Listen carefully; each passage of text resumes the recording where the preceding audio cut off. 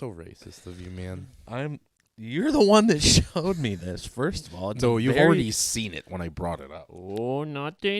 It's very funny. I'm not making fun at all. It's just very funny. The guy, it worked. Objectively funny. He got what he was going for. Ooh, naughty. I don't think that he sounds like that. That's Winnie the Pooh. Is it? I don't know. Remember when I kicked Winnie the Pooh in Las Vegas for making me pay them to take a photo? I was like, let me take a picture of Winnie the Pooh, put my arm around him. The guy's like, $5. I'm like, fuck you. And then I kicked Winnie the Pooh. This is Chris Hansen. This is TJ Hushmanzada. Chad doing Rip City Radio here. This is Jamie Hudson. And I need to let y'all know something. You're listening to. And you're listening to. It just makes sense. This just makes sense. It just makes sense. Woo! Way better than Chris Hansen. Seriously. I want to get involved in the rigging of Fat Bear Week. In relationship to Fallout Boy. Oh, Fallout Boy. People are. Oh, Jesus. Oh, my God. I'm sorry. Yeah, Oh, we got it. cut that. Like, someone should hire you to be a protester. 4 bills dead weight. They're not getting you off that They court. look at me and I'm like, I fucking dare you. That's what I'm I saying. dare you. I mean, There's a like, tractor. There's nothing that can. They gotta be forklift certified. Oh, I can't be a Cowboys fan because of this moral high ground that you are on. Bite me. Eat me. Bite me. Eat me. I mean, gosh. I'm so sorry to everyone that we just did that to. Everything I just said before that, I just made that shit up. Small enough and dumb enough. Small enough, dumb enough. That's what we want. That is It Just Makes Sense.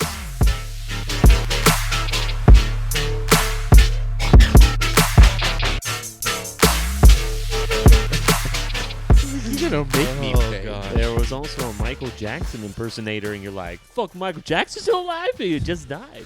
As all of this as we're walking to Planet Hollywood, and we get to the bar, and we find some of the Cutco girls in there, and they were all sitting around the bar with there's one random guy sitting there by himself. And me, wanting to be a pretend baller, I go straight to the bartender. I was like, hey, shot of for tequila, everyone. shots for everyone at the bar, except for that guy. Just the one guy sitting there by himself, minding his own business. I buy everyone a shot, everyone meaning all the women, and I go, except for that guy. He's like, what did I do? I don't even want a shot, but now I'm upset. Then you came back and you That's go, just rude. and you go, I don't have the money to buy these shots. I can just afford No, he the couldn't. shots He couldn't. I just bought. One more shot and I would be Well, absolutely bankrupt. What was an I A- screaming back on the way back to the hotel? I'm like, I just took out my withholdings. I just took out all my withholdings. I don't have any more money. What? More money. What is your withholdings? You'd have to I'll be let there. Peter. Yeah, you'd have to be there. No, it was Okay. it was basically when you had a little bit extra money stored, pulled out from your paycheck, so you could start a branch managership or whatever. Uh-huh. You basically. You can choose to have Oh. them hold like 0.5, or like if you're an assistant manager and you're pulling 3%, you can have 1.5% withheld, and then you collect that at the end. So when I thought I was gonna quit Cutco, I'm like, let me take it all out and blow it. You buy all those Schluters, a bunch of shots. And I kept collecting the hooker cards, and I was spinning inside the hotel like a maniac. Miguel, why are you smoking inside? This is a dream come true. We be poofing. After now into our third season, After 100 episodes. we have turned a page. A new chapter has started in our brand new studio. Outdoors. It's indoors, but it's not insulated. It's not 38 degrees so much in here. It's more like 44. Right. It's definitely not 98 degrees. No Nick Lachey. No Nick Lachey's happening out here. No, it's nice. I like the look.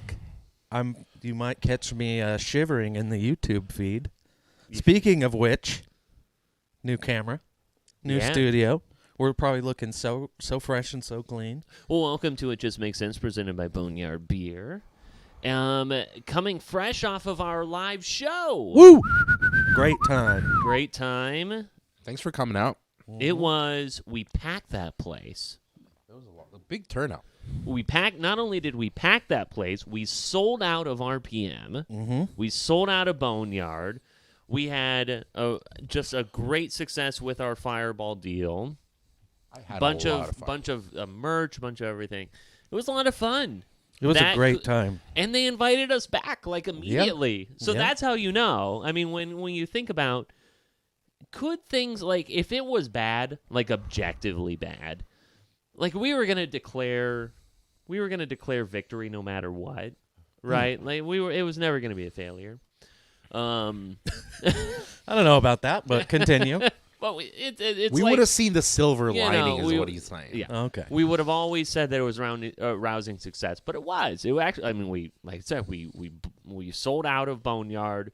We were able to get rid of all that Fireball merch and everything. And they invited us back. The parking lots were full. People were having to park up the street and come down.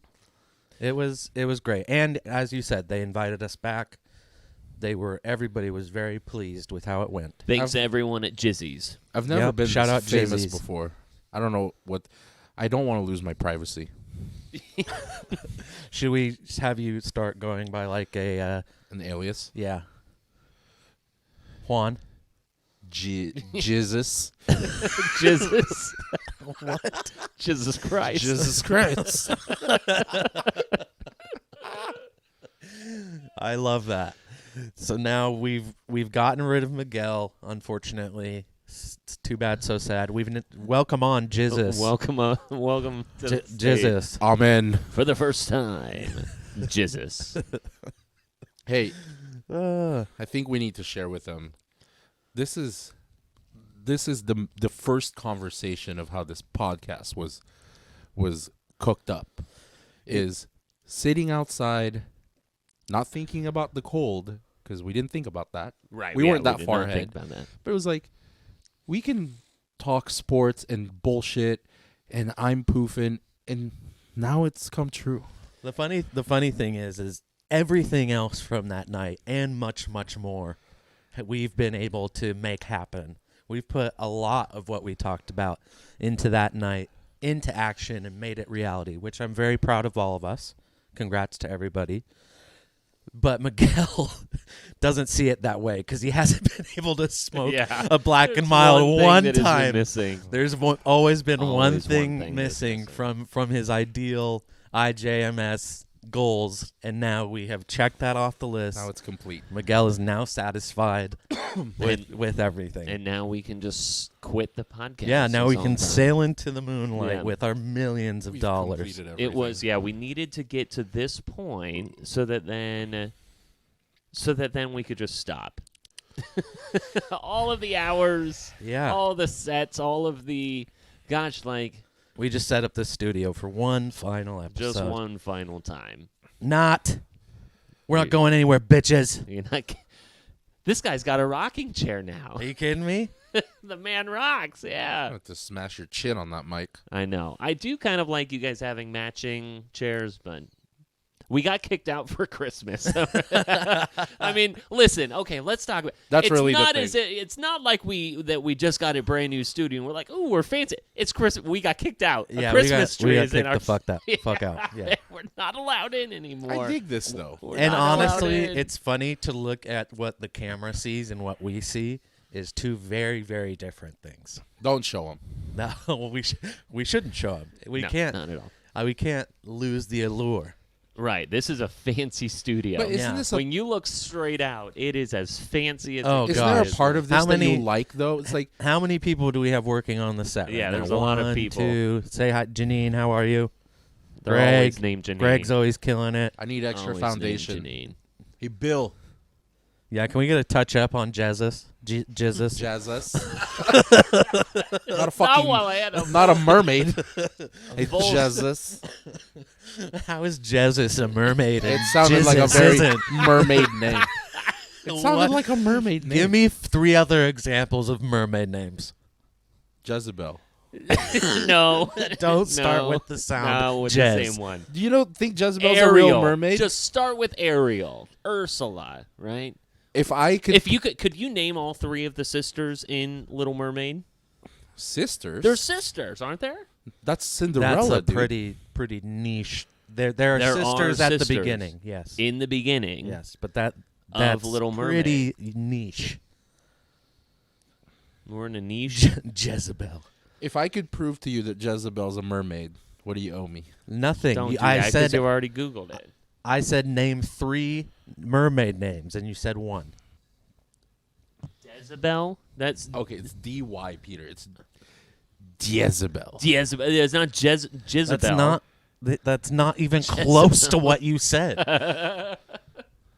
Yeah. You just show me like this was some sort of proof, and Just that's because the wrong name. Just because you spell it with a J doesn't mean it's not pronounced that way. Oh my god. Listen, I took liberties by spelling Rochelle last week while doing the face swap, but that's a whole new level. What's that movie Django Unchained? That starts with a D. And Right, then a okay. J right after it. Yeah, when you're not in the U.S., a J sound also comes from D-Y. You ignorant fucks. Yeah, apparently we're uncultured here. Yeah. All right. clear. We need to be more accepting and become more educated and knowledgeable on the mermaid race. That is true. We need to be more inclusionary to the mermaids. You're just not aware of international stuff. Inclusionary? Inclusion. That's a word. It is. I wouldn't inclusive just be okay. Whatever. Listen. Listen. Inclusionary is great though. I don't need. I might work that in. You're gonna let him Inclusionary. challenge your vocabulary like that? I know- was complimenting it. I liked it. Okay, do you think that the word agreeance should be a word? Like- agreeance sounds like a word. Agreeance is not a word, but agreeance sounds like it should be a word. Are you in it's agreement? Are you in agreement with me? Right, but I mean, like, agreeance, like, I mean, if you're talking quickly and you're going to be like, oh, yeah, it's like you'd be in agreement with that, right? Or in agreement, like, In agreement with that. right, but have you never used agreeance? Oh, I'm sure I have. Yeah, that's all I'm saying. Do you think conversate's a word? It is a word. No, it's not. Converse is a word. Conversate's Conversate's not not a a word? word. Nope. Converse is a word. Huh. Dumbasses. All right, Jizzus. Oh goodness, I feel like I'm quiet. Am I quiet? No, you're fine. Will you turn No, on my it's- headphones, maybe? It's perfect. Yeah, what happened to my headset? I don't remember. Jesus, We I am started, just I a only had fucking 2. outlier here. Yeah, my bad. Broken stand, no headset. Yeah. Should have just stayed at Jimmy's. Jizzies. But all joking aside, like last week, the live show. Thank you so much to everyone who packed that place out last week, for staying behind and just shooting the shit. It was a lot of fun. People that we weren't, tons of people that we weren't expecting to show up. So Absolutely. it was a lot of fun. Thank you so much to Fireball as well as Boneyard and certainly Jizzies. Absolutely. So, And we're going to bring back part of the live show with us tonight. we right, are. with the Q&As that we weren't able to address. Right, so I mean, like, for those who are P1 listeners, this show goes on for a couple of hours, right? Like, we go on for, at least an hour and a half every week. But Yeah, we usually. were a bit expedited last week, and that was because of the Blazer game. We wanted to make sure that, those who were there for the Blazer game or whatever, we weren't stepping on that. So we were only an hour-long show. So there were a good number of questions in our question and answer, which was very successful, that we could get to before we had to wrap everything up. So we have here a few more. Here, give those to me. Okay. I will give them... Miguel may have had some trouble with us. Miguel already has one of his hands full. Let's let him focus on that. I'll answer them tonight. How does it feel, though? Okay, while he's doing that, you've got your black and mild here. I have no idea how my garage is going to smell tomorrow, but we do. The door so, is open. For those who have watched us on YouTube every week so far this year, Braxton is usually to my left, so screen right. Is it messing with you? It's messing with me a little bit because I kind of like it. it's very weird. Like, I don't know who I'm talking to. I 'cause- felt like I was getting a crick in my neck looking the other way all the time, so So- it's nice to balance. So now I look off to my left to see Juan Magoo, and then Braxton in his rocking chair to my right. So a bit of a change for me. Remix. But yes, you are closest to the door. Yeah, that's why we did it. So we'll see how this garage It's nice. smells after a few weeks of the Listen, a couple poofs. I'm ready to talk Baker Mayfield. Give it to me, baby. in his cut ass. Give me Baker. well, speaking of of Miguel's Black and Milds, we can get started with Yeah, let's go ahead. one of the better questions. I might be starting off a little too hot, but we are on the topic. This question I know was submitted by Jera, my lovely fiance, but it's a great you question. sound so pretentious. We're not going to keep him Beyonce. anonymous. Does it not sound? Does it still sound pretentious to you saying? Yeah, no, fiancé? I say it kind of ironically. Yeah, I have a hard time saying it in public, like introducing her. Right. Yeah, this is my fiance. Yeah. Yeah. Spell fiance. Which is it? Double Finance. E? Or is it the finance with the E? Because then we would be we would be double. Why E. you guys keep saying finance? I was joking. Oh, yeah, We're writing fiancé. the finance. All right. Yeah. It looks like it. It's just the accented E, right? Yeah. There's two E's. No, well, There's but the accent on the guy, second I one. think the guy is the double E and the Yeah. girl is the one. I don't even know at this point. But cares? as soon as it sounds normal, you get married, and then you have to start adjusting to wife. But wife is way more easy, like way easier. Yeah, for Where's sure. the accent on the wife? Emphasis on the why. Why? I hated all of that. I hated all of that. The look Miguel gave me after. Yeah, that was not good. Okay, I was anyways, hoping for a good answer. Miguel, would you rather give up hot dogs or Black and Milds? Ooh, as the man holds a heater. With his hand that is attached to a wrist that has a hot dog tattoo. Hot dogs. Really? Explain. They have more carcinogens. I'd lose weight. Mm, Appetite suppressant. yeah. That's an appetite Yeah, suppressant. seems to be working. 4 pills Imagine, every- imagine if I wasn't smoking these. Boy, howdy. I don't want to. You'd need a fucking crane if I didn't have black and white. You honestly though, you would still go no hot dog. Yeah. Oh, that Alright. didn't work. I was trying to do the Drew Carey, whose line is it anyway? It did not. Yeah, still doesn't right back work. at you. Still doesn't work. Right back at you. There we go. Well, that's fine. name who the questions are from or keep them anonymous? I mean, we don't know everyone. There's some who- questions on there that has Oh, sorry, Pete. Jesus. what is that's that from one? some people. Jizzus. That one I was throwing away. We've already heard that Oh one. yeah, the Braxton being off the market one. Yeah. Do we do there's a lot of Mary fuck kills. The Mary fuck kill They were bangers at the live show. Die Hard, Predator, or Rambo. Kill Rambo. I'd probably fuck Predator. That would be interesting. You have no idea where all of that would go. Yeah, I think I'm cool with being married to Bruce Willis. Fuck or marry Die Hard. Fuck Predator. Kill Rambo. Yeah, I do not like Sylvester Stallone. I like him in Rocky. Never seen it.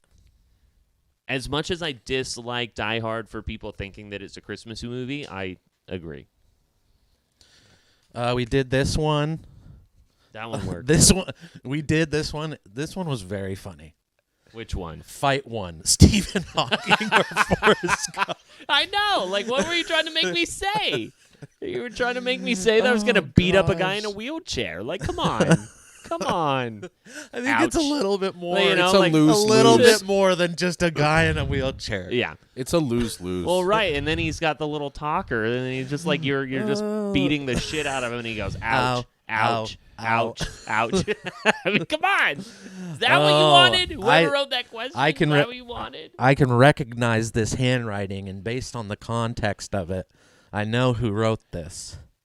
It's our very own Riley Spaniel OBJ to to the the Cowboys. I know. I, Fourth. So, and before I hear these answers, tonight, Mavs play. Who is on courtside? Micah Parsons, Trayvon Diggs, and one OBJ. So OBJ doing the tour. He was just up with the Bills, and he was having a little steak dinner there. He was getting kicked off of a plane there in Miami because he just refused to put on his seatbelt and then acted like he was asleep the whole time. Meanwhile, he was probably just being a big old dick. So, yeah, I've heard a couple different things that he was, like, fucked up and that, like, he was unresponsive, but people were like, no, he was just faking it. He was just being an asshole. Yeah. He was just like, this whole thing, like, I'm asleep. No, you can't wait. He was just probably just being non-compliant. If we're going back to that... Miguel and I have been pulling that move for years on planes. Yeah, and then it was just like, then you probably may have had an overzealous flight attendant, and he just goes, you know what?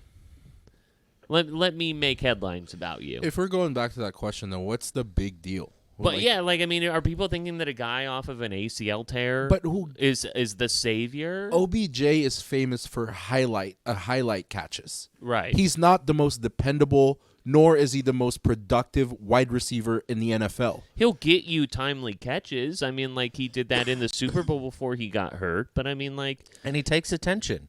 You if you're the Cowboys and you have fucking CeeDee Lamb, yeah, that's gonna take some attention off of CeeDee Lamb. And he also Michael Gallup. I get it. Exactly. He's serviceable, but it's like the aura around him is like you're drafting fucking Diggs or Kelsey. Like he's not that guy. I mean, it's like if you think that he was the actual, like that, there would be so many more people who were involved who were just like, oh my gosh, the sweepstakes up, or who wouldn't even wait for him to be cleared medically to sign him. Yeah. I mean, there's a reason why, the Rams. The Rams like had their like ceremonial, like they had their little in their practice facility. They still had his name placard up, and they're like, oh, this seat is ready for you in case you're all. Whenever you're ready. But his name... But then they took that down, so he's not going to the Rams. You can compare him to a handful of serviceable receivers, but his name requires more money. It's like, you know what I mean? He's known for one highlight catch, and granted, that was a hell of a fucking catch, but he's not he's wide receiver 2 or 3. Most teams. Sorry, go ahead, Pete. No, I'm just going to say that there are some people who will continue to get the benefit of the doubt, who will continue to get a lot of money because of their name. I mean, like, just to take it to MLB a little bit, like Jacob DeGrom got like $100+ million to go to the Rangers, or Justin Verlander, for crying out loud, went to the Mets for like 2 years, $86 million. The guy's 40 years old. But I mean, like, he's coming off of a Cy Young. You just go, oh, okay, like he's going to be given the benefit of the doubt because of the name, because of what he had done, or because of what his name had meant. And that's kind of just the thing. That it was just kind of like this, almost like a marketability standpoint versus like an actual output I'm saying standpoint. That's harder to believe in the NFL because it's, first of all, it's hard to compare money with MLB and NFL. The money in baseball is insane. Also, as a 40-year-old pitcher, you can play a lot longer in baseball than you can, in the NFL as a 40, 42-year-old, 45. It's like in comparison more for like the Chris Godwins of the NFL, or Gabe Davis for the Buffalo Bills. Like that's kind of how I see Odell Beckham Jr., but he requires more money because he's OBJ. And to me, it's not worth it. It's not worth to fight for him. Well, it is a peculiar situation with him coming in so late to the season. I don't think you have to necessarily offer OBJ some like long-term big contract. I think that he's just as interested in doing like hey, give me a 2-year, decent contract, and then let me go on my way. Let me come and help you try to win a Super Bowl real quick, and then, get a couple $1 million and then be out of here. But now if there is a team that he fits in so well with, it would be the Dallas Cowboys. Yeah, and that's the other thing, going back to this whole airplane hijinks. Who gives a fuck? Like, do you think anybody who's interested in him really cares about that? Like a Jerry Jones, or like I just don't think he went through an airplane shit, I can't get him. It's like I don't think they really care. The airplane incident you're saying? Yeah, I mean, I like don't Jerry think they Jones care. came out and was like, this is not an issue. Yeah. Yeah, this He's will not stop Jerry me. Jones has other problems, bigger fish to fry Yeah. than OBJ's thing. All right. While you're looking for another question, or you can actually double a couple up. Miguel, you had already left at this point. This was as the night was kind of concluding. And as we're kind of winding down, we kept our setup. And after everything was done, I was the one playing the music out of our speakers, right? I had a playlist going and everything like that. And as I'm kind of wandering around, there's a guy who goes, "Hey, are you controlling the music?" And I was like, "Yeah, what's going on?" He goes, "Can you play some gangster rap?" And I go, "Anyone who knows me knows how much I am the gangster rap aficionado." And was immediately put on the spot where I just go, "Oh gosh, He this didn't have a there's specific request. no, Left it up to you? no, he left it up to me." And so then I just go, "Oh God, like anything specific?" And he goes, "No, just whatever you want." So you Just played make sure." LFO? No, I'll get to that. So I go to my computer and I'm dialing it up, and no joke, when I am not unfamiliar with the rap genre. However, if someone goes gangster rap, I go, okay, they're probably looking for something specific. I legitimately secretly started typing gangster rap into Google. Oh, my God. And what I came up with was, what did I play? NWA, Wu-Tang Clan. NWA, yes. Straight Outta Compton was the first Ice one. Cube. Yeah. Yeah. And I go, "Hey, do you want East Coast or West Coast?" And he goes, "Whatever you want, whatever you think." And I just go, "Oh God, lead me somewhere. Don't just say gangster rap." The whitest guy who then all of a sudden has to the pressure. When I tell you that I played one song, was like, "Whoop, time to clean up." So you played Straight Outta Compton. I and played then Straight bailed. Outta Compton and bailed, and then That's not a bad choice. I was like, "Tim, It's it's all not. you. It's all you." So It's not a bad choice. That or fuck the police. it was. The next one I was gonna go with was maybe Annie Up. Is that gangster rap? Yeah. It's I really think- aggressive. Yeah, I think you can get away with it. And the guy who asked you, I bet he didn't know what he wanted. He just wanted to sound cool. You think so? Probably. Okay. Well, So that's good to why when know. you kept going back to him, he was like, "Yeah, whatever you want, bro." It was terrifying. Because he probably, So you could have played Summer Girls by LFO. You would have been like, yeah. Yeah, that's my I like jam. girls who wear Abercrombie and fish. Yeah, yeah. Oh, that's the most gangster rap I've ever heard, man. You want East Coast or West Coast? And I was like, that makes me sound like I know what's going on, right? But you think it was tougher that he left it all up to you? Or what if he was more specific without giving you an actual song? What if you yelled out, "You want East Coast or West Coast?" And he goes, "St. Louis, Houston." Oh. Then you would have gone back to your Google and be like, "Houston gangster rap." I mean, Houston, I may have gone Travis Scott. I think that. Yeah, that's a safe bet. it would have been like, What about St. Louis? I have no idea. St. Louis would be like Murphy Lee. Ludacris? Nelly. Is Ludacris from St. Louis? I don't know about. No, Luda is Ludacris- Atlanta. Atlanta. What's his? Travis Scott is also like, Tech 9 is St. Louis, I'm pretty sure. Nelly, Chingy, Jaquan Flame, City Spud, City Spud. Huey. He did. Travis Scott is also younger Houston. We're talking like Slim Thug and Paul Wall. Yeah. You know, Wow. back in the day. Yeah, I Pete. got Travis Scott. That's all I've got. So, anyways, got rousing it, though. success. I had one song, and I was like, "We're done. We have to move on." Next question. All right, next question we have is, who would have the best 40-yard dash time out of the hosts? And the reason I picked this one is because it's real fucking easy. It's me. You would have the best 40-yard? You think you could beat me? No, I don't think I could. But I mean, if we're looking at, no, I definitely wouldn't, because I remember when I was playing softball, intramural softball, I would hit the ball and then I would run to first and I'd be like, "Oh, that was too much of a burst." Current I'm not a burst runner. current shape, I wouldn't. In shape, I would win. I highly doubt that. The man is limber. Yeah, very I'm limber. faster than you think. Well, if More we're all flexible, in he's prime faster. condition, I think I'd still win. Yeah. We'll see. Anyways, Woo. Read some of Matty Barker's questions. He's okay, got let the me- long ones Let me find them. because there's one for each of us. While Braxton's looking for another one, I saw a story about how how DoorDash is going to be eliminating like 6% of its workforce, but that equates to over 1,000 workers. Just And- the drivers. No, like because those are all independent contractors, but just like the people on the backside of things that make everything work. And I just go like, how? Like I mean, like we give you more than $100 a week every week. And, like, there's a lot of service charges and fees that go along with that. But I did think that was a little bit ironic. They did expand a lot during COVID and now have backed But off. think of how very little they make, though. I mean, yeah, someone could order 5 days a week.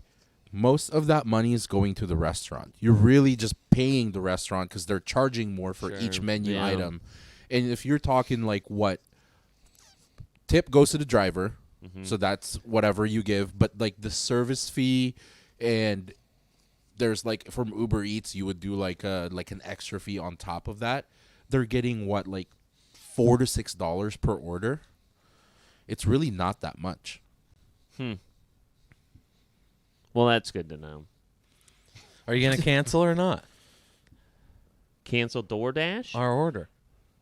Oh, probably. Yeah. Okay. I mean, you were... Sorry, I wasn't paying attention. Was that not what you're talking about? No, we were Okay, just my talking bad. about the layoffs Okay. that are happening. Do you have Plus another that- question I do. This one is one of Maddie's. This is for Peter. for me? Yeah, he said, "How has practice been going? I heard the Bikini Bottom Band is looking for a new clarinet player for the Christmas parade." Am I supposed to know what that question means? No, I think it's okay if it goes over your head. Okay, it went over my head. Yeah, because you're the Squidward-looking ass. Oh, I get it now. All right, it wasn't one of my shows. I mean, like That's okay. It wasn't one of my shows. You clever bitch, I Maddie. know. You know what? And that to me, you smug motherfucker, don't come at me with something that's gonna be over my head and make me feel like I'm. Don't do that. Oh, goodness. Let's see. Yeah, Matt has the long questions for each one of us. I don't remember what mine was. This is another one for Braxton. After grinding every tooth in your head away over bad bets you made this year, would you be willing to hang your hat, or will you go until you're grinding gums? Well, just a little personal information about me. I've been having some gum swelling recently, so I can imagine it's probably from that. So I'm probably going to continue. Even though I did have quite the experience at the dentist today. I had to walk out of the dentist after having an appointment. And Do you not walk out of dentists? No, like Did without they wheelbarrow you out without. of I had to walk on my own 2 feet out of that dentist. You're right. I did not explain that. I walked into the dentist, dragged sat out. down at the chair, and before they did anything, walked out. Oh, So before anything was performed, got you. I left. And without them knowing? it was quite an awkward experience, to be honest. Like, do you want to add context to that? Well, yeah. I mean, it's I don't know if it's that interesting of a story. I mean, But you set essentially- it up. Just I mean, if walking it's out. not- Like, did they not know you walked out? I mean, kinda not. But anyways, here's what happened. I'll just explain it yeah. to you. Okay. Now I'm curious. Like, when you I just go to puss the out. I'm go to the dentist. I don't like going to the dentist. Sure. And it's something that I've gone. This is probably my 5th time, like in the last month, probably 6 weeks. I've been going a lot, getting a lot of stuff done. And I go in today, and we're supposed to be doing this pretty long procedure. And it's supposed to take like 2.5 hours. I was very nervous about it. I really didn't want to do it, to be quite honest, but I knew that it needed to be done. And I go in there, and this lady's like, okay, we're going to have to check your blood pressure and stuff because, we have to give you this anesthetic. And I have high blood pressure. I have to take medication for my high blood pressure. So I told her that, and she was like, okay, well, we'll see. And she's like, oh, yeah, well, you definitely have high blood pressure. You're 1 point away from us having to not operate on you. And I was like, 1 point away. And she was like, yeah. I was like, well, I'm a little concerned because as we're talking about this, I just remembered I forgot to take Your my blood pressure medication today. So now I'm nervous. My blood pressure is probably going to rise. And then she's like, oh, by the way, have they gone over the pricing plan with you? And I'm like, no. Actually, to be honest, nobody's told me how much any of this is going to be. Yeah. I'm just assuming that my insurance is going to cover the percentage of it and whatever. She's like, oh, well, you should probably look at that before we proceed. Right. So now I'm freaking out about the price. I'm freaking out about the blood pressure, and they're going to put this anesthetic in me that's going to make me have a heart attack, and I'm going to fucking die. And then they come back, and they're like, oh, long story short, we just talked to your insurance company, and they said that you've used all your coverage for this year, so sure. it's going to be full price. Which is what? And it was like $1,500. And she was like, so, and then she just kept on talking as if we're going to proceed. And I was like, well, I'm not giving you $1,500. I was like, I'm not sure I'm going to be able to do that $1,500. And she was like, oh, well, we can just do a quarter of it. But let me go talk to the doctor about this anesthetic and your medication and stuff. And I was like, yeah, I don't know. And she was like, well, I'll be right back. And I just got up. When she got you up, didn't even left. tell him. You just left. Well, I went to the front and I was like, hey, I can't get this procedure done right now. She just walked to talk to the doctor. I was trying to tell her, but I'm just going to head out. So I did tell them, but I did walk out. So then January will come around and hopefully you can get some of that reset. March. All right. Is when it resets. But yeah, until then, I will be grinding my gums and betting games and losing all those bets, and it's going to be great for everybody. Rock on. Dentists are such a racket, though. I was supposed to go to the dentist like last month or 4 weeks ago, and then they just called me and they go, hey, the dentist is sick today, so like we're going to reschedule you. And I'm like, great, okay, so they go, what time works? And I go, well, I'm off on Fridays usually and everything. They okay, so the first Friday I have available is February something. And I go, wait, hold on, it's November. Like, what? They are sick, and, like, you're not going to be able to, like, squeeze me in sometime next Friday? They're like, no, come back in 3 months, asshole. Like, all right, well, fuck me. I'll give you enough time to prepare mentally. I was prepared. I was supposed to go the next day. So I do have the last Matt one about Miguel, but I do think that it'll probably go over both of your heads. Try me. It's a Star Wars reference. Cool. Try me. Jabba the Hutt was one of the galaxy's most powerful gangsters, with far-reaching influence in both politics and criminal underworld. That being said, would you be willing to freeze one of your co-hosts in carbonite as punishment? Why would that go over my head? I don't know how much you know about Star Wars. I mean, that's what... There's nothing that you need to know about Star Wars. That's Matt saying that he sees me as Jabba the Hutt. Well, the carbonite part, I didn't know if you'd get that, to be honest. Is Everybody that what knows who happens Jabba to the Hutt. Han Solo? It is. Yeah. Yeah. And Okay, the my bad. answer is yes. I would be willing. Okay, perfect. And then what? Like, you guys all die, and then I come back, like, hundreds of years later? Like, how does that go? I mean, we'd figure it out when we get there. Yeah, the logistical part Cross of things. that bridge. Listen, if this is what your bachelor party is going to be like, I'm going to write down some questions for going. I doubt that it's going to be anything like that. No carbonite will be happening. Oh, while you're looking for your next question. There's only 2 left. Okay, well, let me throw in the fact that there is a new trailer for Cocaine Bear. Did you guys watch the Cocaine Bear trailer? Is it out? It's not. I mean, the trailer's out. The movie is not out. I'm yet. ready for that movie. Yeah. It's like Sharknado, but like with bears. And then I think the premise is like someone's smuggling a bunch of cocaine in a plane, and then the plane crashes, and then like a bear just It's a true story. eats all of it. There was basically a drug smuggling plane flying over Montana. It dropped like 70 kilos of cocaine in the Montana forests to be picked up by other smugglers, but a bear got to it first, consumed all of the cocaine, and they made a movie about it. Fucking awesome. But did the bear actually go on a rampage, or are they like going loosey goosey with the rampage? Yeah, they're going loosey goosey. But I will say about this movie, first of all, incredible premise. Second of all, Ray Liotta's last film before he died, so you got to see it. Okay. I'm definitely gonna see it. Did you guys see the video of this like rabid raccoon that like attacks this like elementary school girl like on the porch of her? I saw that today, That was insane. and What I did she don't do? want to see it again. No, so like, and then the mom walks out. The raccoon is just gnawing on this girl's ankle, and the mom grabs it by the scruff of the neck, and it's just holding that. And what's kind of funny about it, and I'm playing the video here for our YouTube viewers, is that the raccoon is going, ow, ow, like stop grabbing me. Like legitimately had like a very human reaction to the fact that it was getting grabbed by the scruff of its neck, and then the mom just grabs it and just like throws it, and then the neighbor comes out because she's screaming, and then she goes, it's a rabid raccoon! It's a rabid raccoon! Get down!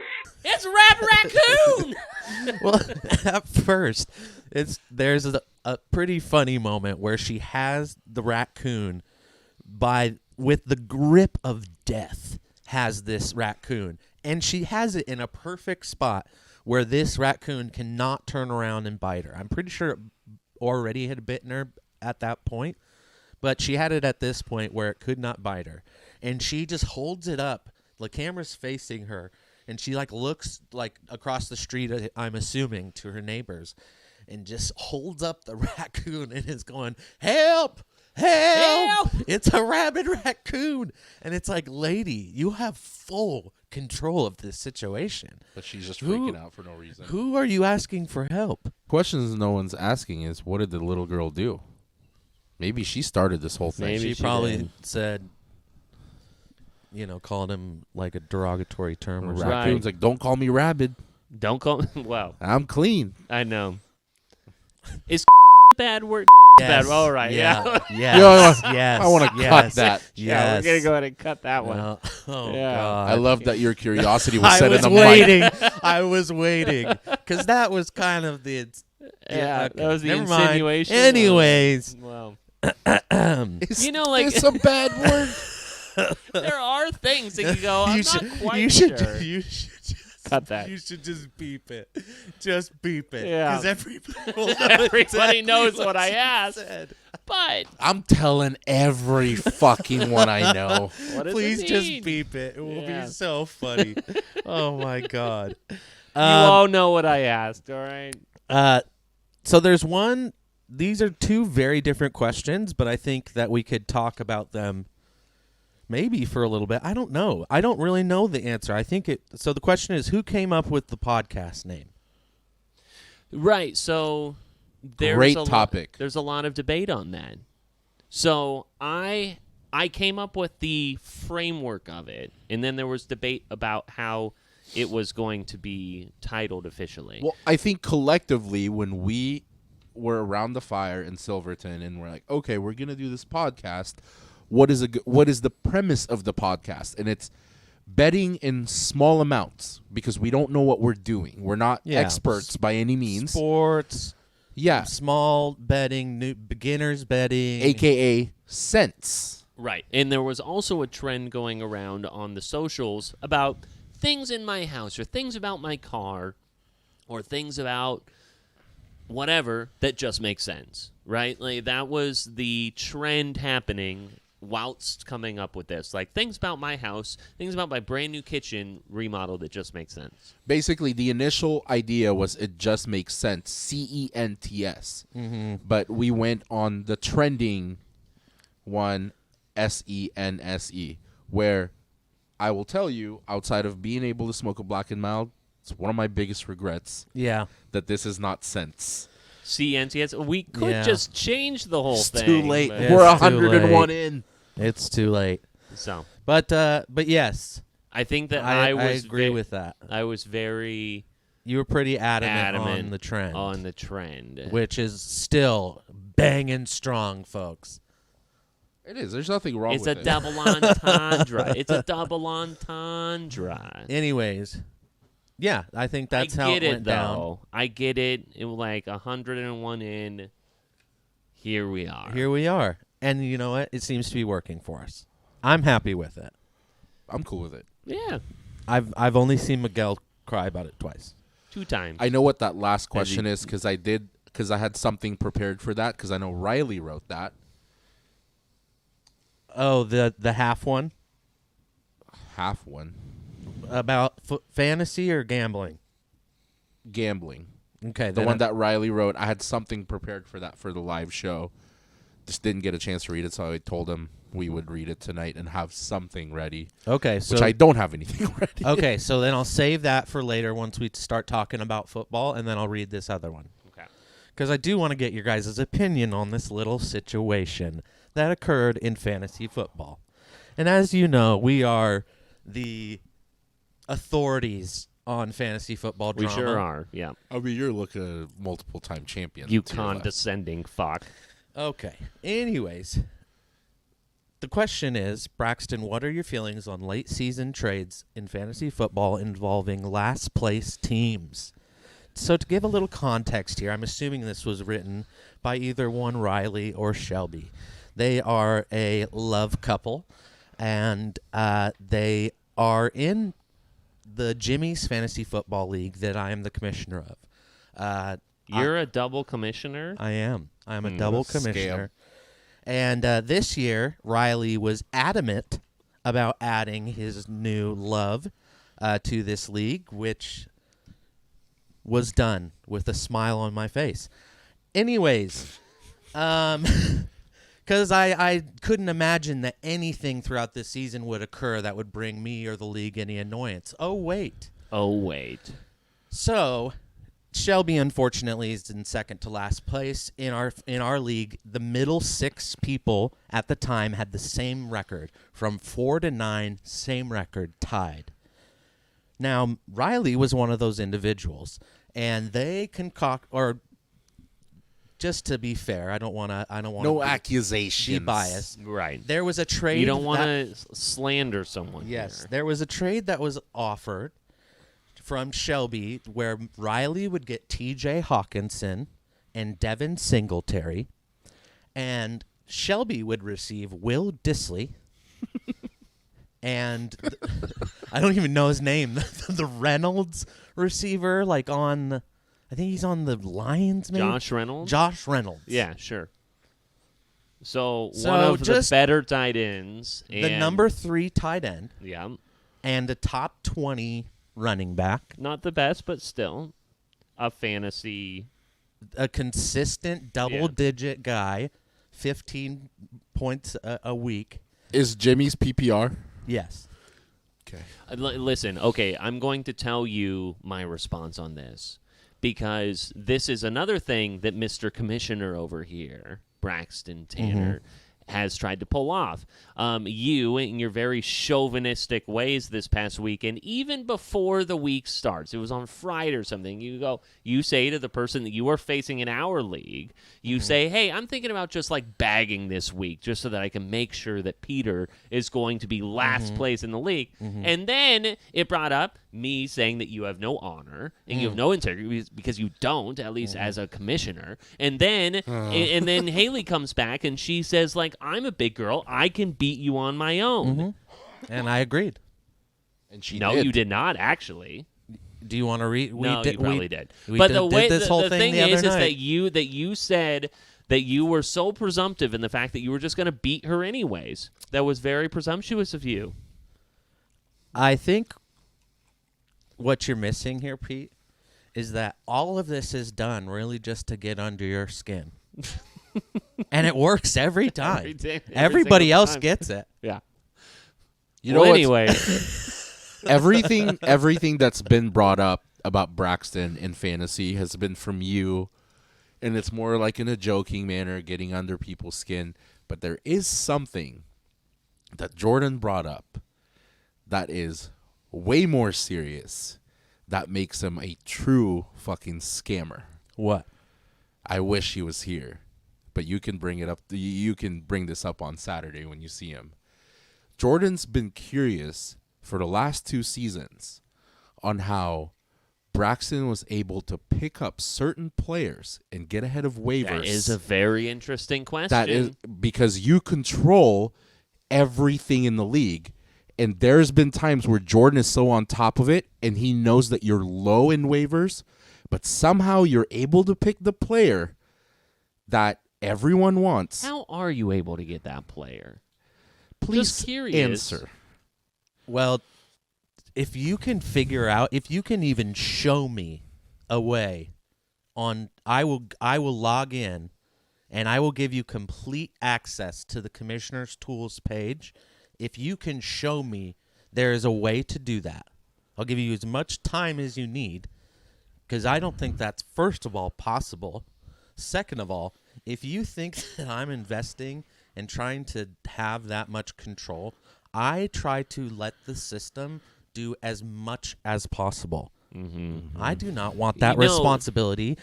Everybody in this league is fucking nuts.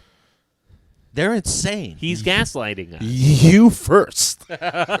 You are gaslighting us. You lead the nut crew. Are you not? Do you not think you guys? I think I'm a little crazy when it comes to fantasy football. Listen, that's why it's fun. The fact that you guys, not so much on the Miguel side, but Braxton, you as the commissioner, again, you have to realize that the power that you wield with that title is that you have sullied my name this entire year.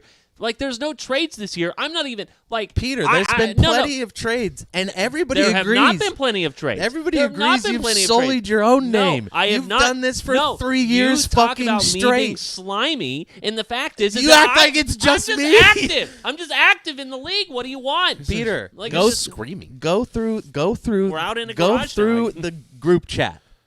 Who calls you names? Who starts these conversations? Listen, what you it's have not done, me. No, yes, it is. It's not me. You have I made respond. It. You have I do made never. It. I never. If I promise you, the dominance in nature in which you bring up conversations, Miguel brings up conversations about you, Jordan brings up conversations about you. The numbers would exceed me bringing up you or any drama in the fantasy football league.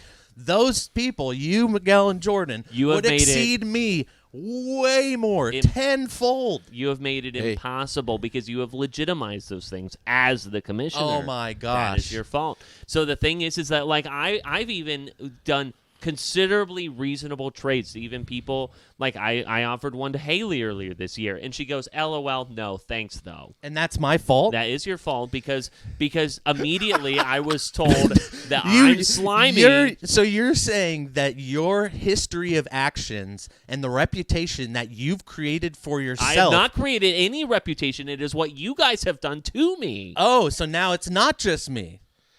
Following a Peter text. Following a Peter text on fantasy, a Braxton gif. Yeah, see? It's condescending. But who's following a Peter text on fantasy? I'm not going to sit here and cry for you, Pete. That's what... So you send a gif? Yeah. So you send a gif that cries for me. Okay. Exactly. I'm not going to cry for you, but I'm going to send a gif in which someone Tina cries Fey for me. can do it. She Fuck off. will do it on loop, actually. That wasn't Tina Fey. That was a black girl. Oh, my bad. Anyways, How dare you? obviously Pete had something to get off his chest there. But what I was trying to say is, and I think what the question was asking, is do you think that should be allowed? No, what they're... At the end... that even if you're a couple or not, obviously it's super shady that you guys live together and also touch parts, that you also have this trade, but let's set that aside. It's definitely not a fair trade. Okay. There's no way that you should try to slip She's that giving through. up, and she's making his team better. Yeah, and you know exactly what I'm going to do is if I can see whoever that you're going to be facing in the playoffs, if you indeed try and navigate me to losing this season, I will make sure that the person who is in front of me and you in waivers, that I'm going to drop all of my best players so that then those people can get picked What would up. be interesting? I guarantee I what will would do be that. interesting is if you're out and you have He's out no matter what. So you're not in the playoffs and he is. And every single deal in the league has been Braxton going, the league decides. I don't decide. It's not even going to be a deal. It's going to be No, me just dropping my players. But I'm saying regardless, if he comes back and says, no, you can't do this after, for the last 3 years going, the league decides. The league decides. I mean, if you sincerely want to drop all your players, that's going to be just as advantageous to me as it is to Not everybody necessarily. else in the league. No, not necessarily. Okay. I mean, you can do whatever you want. If the person is that good for you're me. facing is at the top of the waivers, Okay. You're going to drop one person so they can pick them up. yeah. Okay. Sounds great. You probably shouldn't have said that. I mean, if you The man really, is speaking out his manifest all the but way out here's there. good I for me. haven't I have not done anything to you. What have I done? disagree. What have I done? You have limited my ability to operate this year. I specifically, As the commissioner of this league, who has you are sanctioned- giving me way too much power. There is power. I there am is, living there is so power. rent-free in There's your not head. rent-free. No, there is. It is incredible. Because listen what to I'm what saying, you're doing. No, what I'm saying is that this guy right here can Not call me taking slimy. any No. responsibility. This guy can No, say no. something in the league and say that I'm slimy, but you are the commissioner. I think that there is power that wields within the commission. Like, he can say it and he can be jokey, but the thing is that the commissioner, if the commissioner buys in, then that legitimizes it. That's a joke. You legitimize it. Well, get over it. You legitimizer. Get over it. That's all I'm saying. Welcome That's to what I'm fantasy saying. football talk, guys. Seriously. Yeah. And so- back to the listener's question that we're trying to answer. Yes, their Since trade we've is gone over Peter's feelings about fantasy over and over again and really understand them now. to address the question. Riley, if you're listening, you could not have made this more sketchy. Well, It's very just sketchy. wait. It gets worse. So he and Shelby try to defend that it's a fair trade in the group chat, and everybody's like, clearly it's not. Come on, that's like right. stop. There's stop, a second half of Stop this. trying. And I literally in the group chat, I said, stop pissing on us and calling it rain. Like it's just not a good trade. So we get enough votes in the league. It's vetoed. 10 minutes later, new trade comes through. New trade. And no, not Devin Singletary anymore. Jonathan Taylor and T.J. Hawkinson. And even worse. The worst part is he fights harder. That this is a more fair deal. That now Jonathan Taylor is he's involved. injury 'Cause prone. he hasn't had a good season, He's but it's injured. still Jonathan Taylor. And it's like, oh my gosh. And so and then he started to spin it like, oh, I'm just trying to, get Shelby a win. She only has 2 wins on the season. It's like, you're gonna keep her from getting a win. And sure enough, that trade gets vetoed as well. She has those 2 players, key parts to her getting her 3rd win of the there it season. And so I think we can all agree, shady, slimy, not allowed. you could have fuck been that a shit. little bit sneakier with the Oh trade. God, you could have been way sneakier and gotten it through. But if you it like, was blatant. if it's a non PPR league, which it's not, you can argue that Hawkinson and Disley would have the same production because Hawkinson gets a lot out of PPR. Yeah. Like I have him in a non PPR league, gives me 3 to 4 points a week, so nothing. And Disley will give you that, but Josh Reynolds is a nobody. Yeah. And Singletary, even though he shares the backfield, gets enough that it wouldn't be fair. You could have found a Braxton Berrios, Yeah. and could have made it a little bit more even. But yeah, or sketch. just throw in a 3rd, make it a 3-2 a little trade. lopside, yeah. You guys don't like Jonathan Taylor and T.J. Hawkinson. What about T.J. Hawkinson and Travis Kelce? You got 2 tight ends, and you wouldn't even know who to play. It's more of a problem than anything. Oh goodness. Yeah. Coming up next week, there is one thing, because we do have to talk about sports. We're like an hour into this, and we haven't even talked about sports. We have adjacently, but there's this very interesting Easter egg that I'm not sure if it was supposed to be, if it was like they backdoored their way into it, or it was intentional. And it's Disney movies. You know, Disney movies, like within The Little Mermaid, they have like the priest who has some underlying shit. Yeah, some underlying shit. So there is more underlying shit, and it comes with Toy Story. So I'm teasing that for next week. Inappropriate Yeah. motherfuckers. Anything else that you need to get off your chest there, Braxton, Mr. Commissioner? Asshole. Okay. This past weekend was championship weekend in college football, and it really felt like it was a weekend filled with non-champion champions. You had Utah upset. What other upsets do we have? Kansas State. Kansas State beat TCU. So it was kind of an interesting weekend in which, like, you're expecting all of these very dominant performances, and you go, oh, like, Michigan had their hands full a little bit with Purdue as it was going on. And I'm curious how you guys felt championship weekend went overall.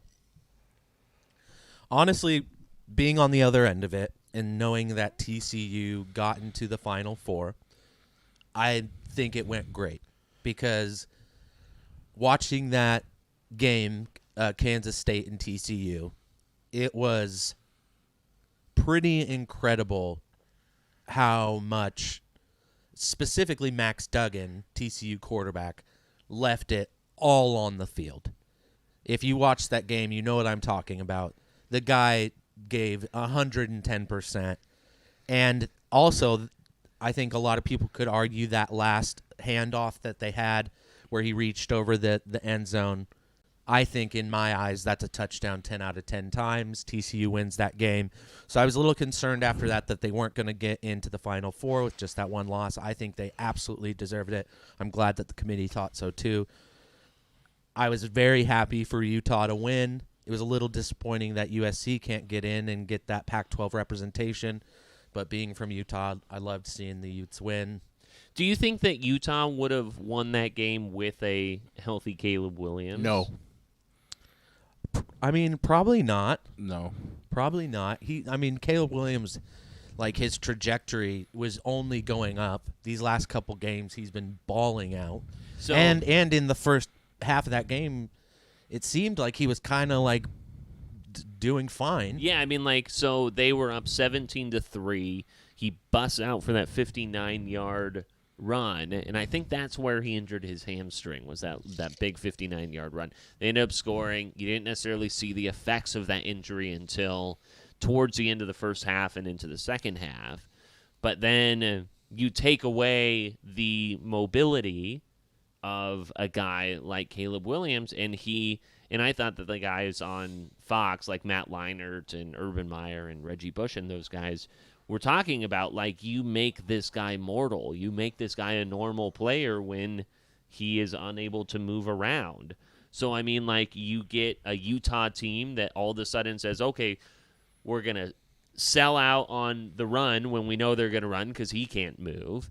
And then they get that extra oomph, that extra gusto as they continue to get stop after stop. And Caleb Williams was just mortalized at that point. And you can even base it off of how the game started. I mean, before he got hurt, USC was dominating Utah. Oh, absolutely, yeah. And going further back in the season, not to say that Utah's lost every single one of these games, but they've had trouble with mobile quarterbacks. I mean, the score doesn't show it, but the Oregon State-Utah game, that's a game that could have easily, like, it was a double-digit win. But that was literally a couple plays where they couldn't stop Coletto. They were having trouble with Penix from UW. USC was going to run away with that game by like 3 touchdowns had he not gotten hurt. And it's unfortunate that, and also, as you know, I'm surrounded by Duck fans at work. I think one of the biggest hypocritical claims that I hear from Duck fans, especially at work, is like, if the Ducks aren't in, we want Pac-12. We want Pac-12 representation. Every one of those motherfuckers were like, fuck USC, I want Utah to win. I'm like, you hypocrite. Like, yeah, you would pull for USC if you want Pac-12 representation. And, yeah, they could have fucking won that. But, unfortunately, it was. But I think, at the end, I like the top 4. I like that Alabama There's no fucking chance. Even I get Saban's position. He would fight to get in there. Granted, the 2 losses they had were combined 4 points. They're competitive. And yeah, if we're talking about less deserving and who's a better team, Alabama could be in the top 4 and beat any one of those teams. Yeah. But they don't deserve to be there. And I like how the top 4 ended. I didn't think Ohio State deserved to be in there. I think even though Georgia would have played USC, and I think Georgia would have beaten them by 2 touchdowns, it would have been nice to have USC in there. I think that if like USC, similarly to the TCU loss, you lose in overtime or whatever, if USC would have kept it close, even with an injured Caleb Williams, I think you put him in. I think that you keep him in there. Over the 1-loss TCU, you're going to put a 2-loss? No, over Ohio State. Oh, okay. Yeah, because like you're talking about like USC at that point would have been in a championship game. They were going to win had it not been for Caleb Williams getting injured. You're thinking, in a month, is he going to be better? Probably, right? So now time for rehab. That's enough time for rehab. And then you're saying Ohio State wouldn't have deserved to be over TCU? No, I think that Ohio State wouldn't have been over USC. I think you keep USC in absolutely. There. Yeah. Absolutely. If USC would not have gotten blown out in their championship game. But I think that like because that is point, something they would have looked at. You look at both championship games, Ohio State, they got blown out by Michigan in the rivalry game. And if USC would have lost to Utah by 3, then yeah, I put USC in there. I just don't think you can put a 2-loss team in over a 1-loss team. I don't think you can. As much as I'd like to agree with you, they lose by 1 point. I don't think you can put them in over a 1-loss Ohio State. I do think that they... But the 2 factors that would... Ultimately, I agree with that statement. But then you look at a 2-loss USC team, 1 loss being in the Pac-12 championship by a point, let's say. And then there's going to be 2 factors with Ohio State that you're going to play against that. Number 1, they got blown out by Michigan. Yeah. At home. At home. Not in a conference championship. Correct. And I forgot number 2. Well, also USC they could say they have an injury now. USC could say that both their losses are to the same team. So that's one thing that they have going for them. The other one would have been, as a committee, you look at the blowout, you look at a close loss, and then do we leave a Power 5 representation out and put 2 Big Ten teams in there? That's enough to think about, which I still think ultimately you put a 1-loss team in there, but gives them something to think about. Ohio State was number 2 for much of the year. And I think that there's some credit there as well, is the fact that they weren't a team that kind of consistently was rising up. They were a team that was always there. Yeah.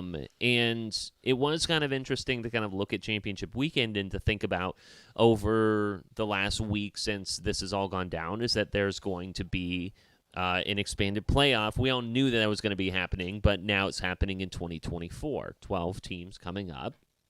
And I was thinking about championship weekend and about how almost meaningless it kind of becomes to a degree. Because if you're in a conference championship game or whatever, you're in the playoff no matter what. It doesn't necessarily matter if you lose. No, I think it does, though. It does, especially with...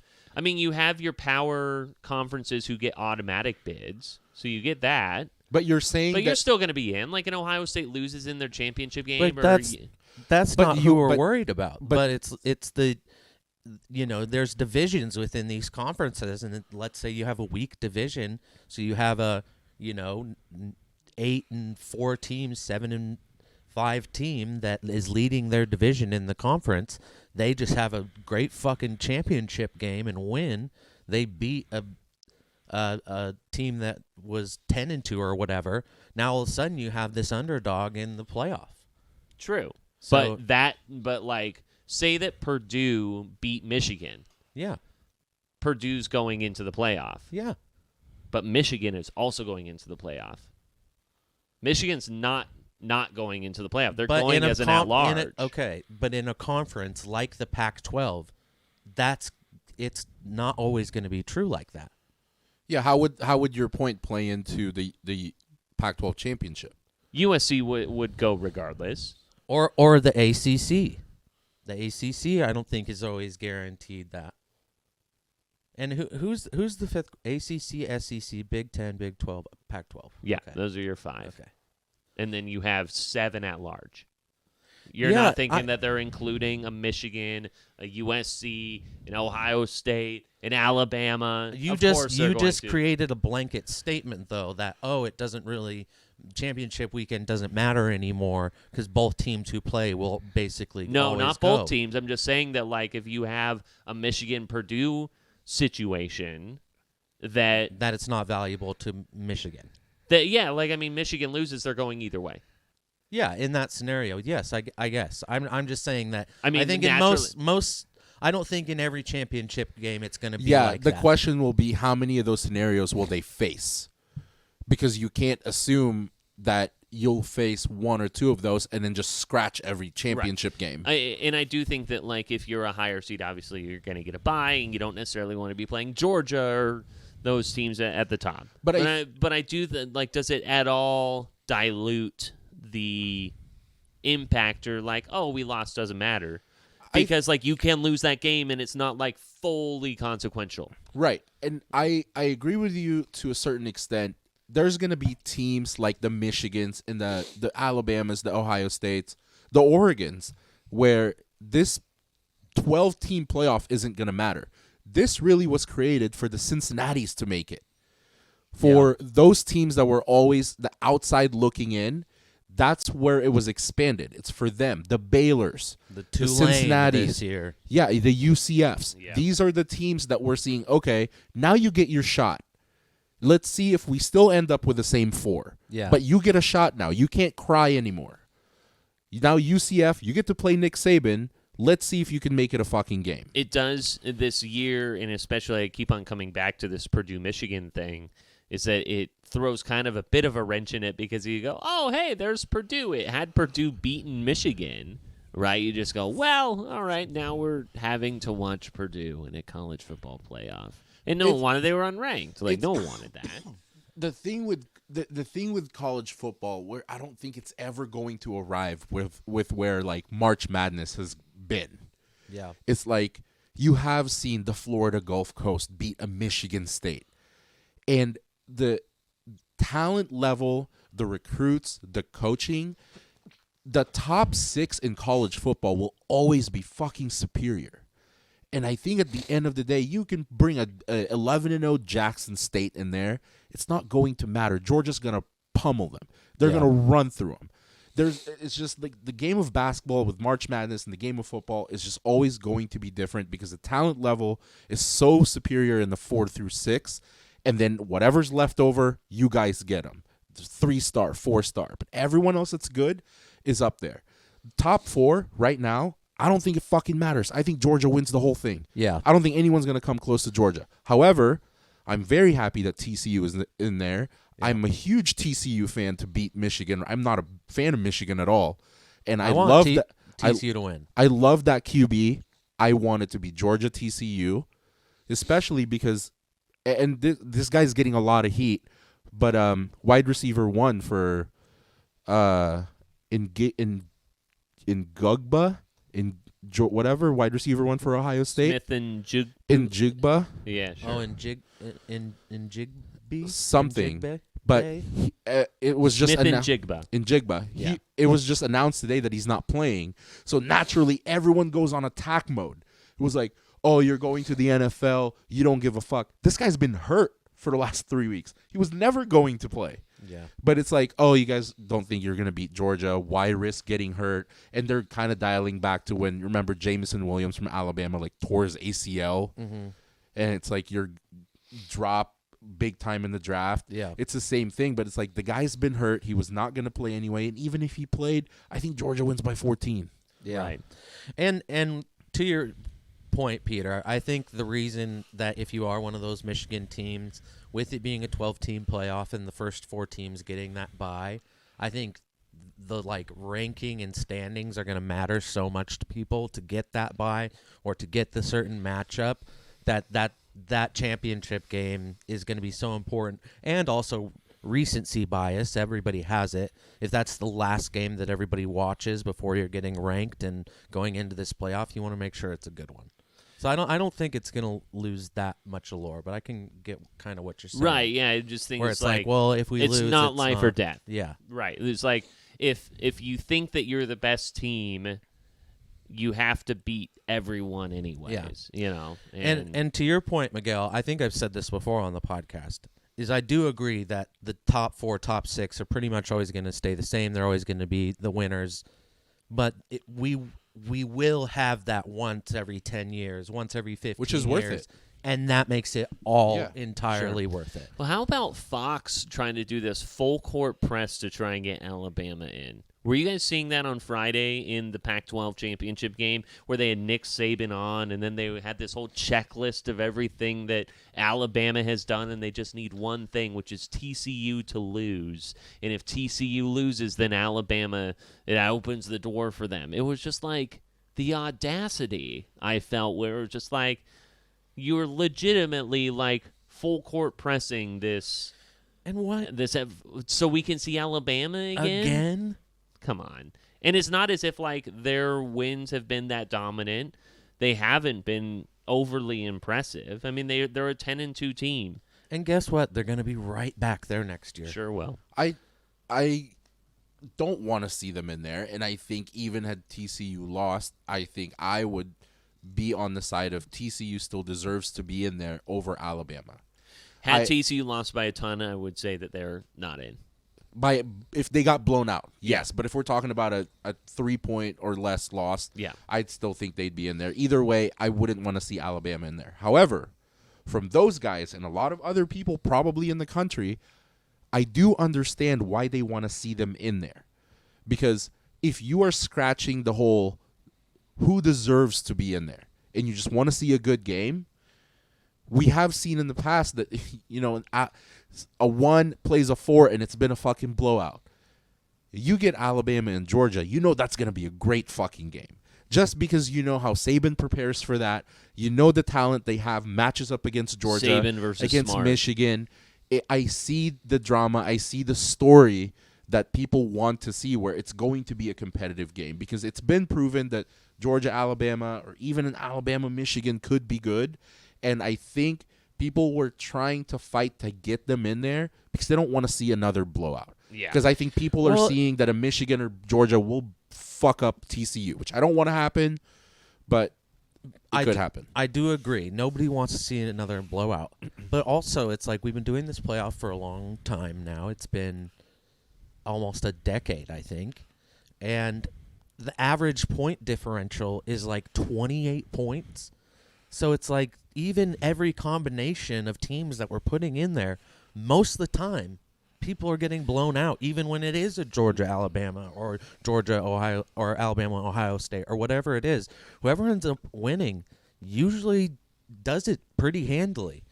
There hasn't been a lot of close games to really name. Georgia opened 6.5-point favorite over Ohio State, 9.5-point favorite for Michigan over TCU opening on. Has that point spread adjusted since the wide receiver said he's not playing? That is literally what I just looked up, and that was not exactly sure when that was released. That is from December 5th. So, yeah, it has been adjusted. 10 hours ago. I thought it would be a lot higher. I think I'm going to take the first side yard pee. Right now? If I can. Might as well.